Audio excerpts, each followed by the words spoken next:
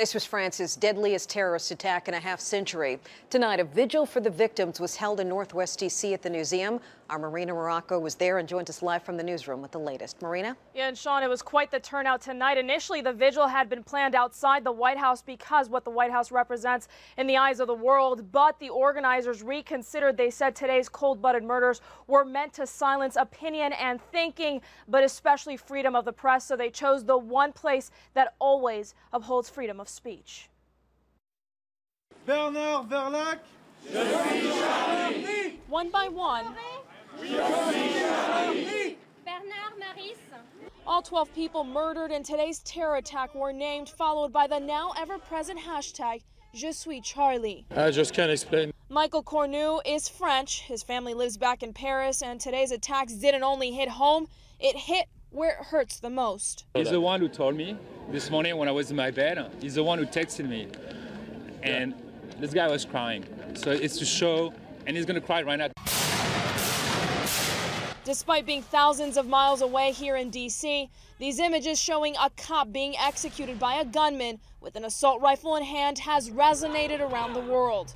American Islamic leaders say the officer was a practicing Muslim. His name is Ahmed Morabit. He's Muslim, and that shows that these people are killing more Muslims than others. And there is no religious justification for the murderous attack they did today.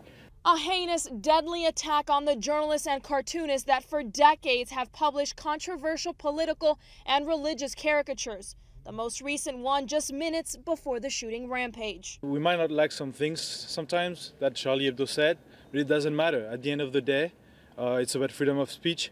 It's about freedom of the press, and we are to support that. The pen is mightier than the sword, a sentiment which echoes the First Amendment.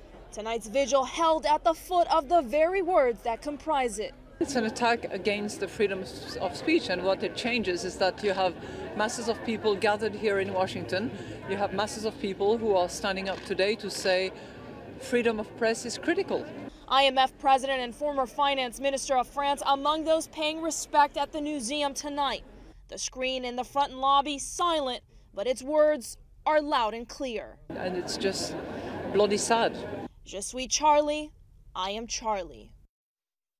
Now here in D.C., the mayor as well as the director of D.C. Homeland Security commented on today's attack. They say they were briefed and as always are on alert as well as checking for any possible nexus to the attack. Sean? Marina Morocco, thank you tonight.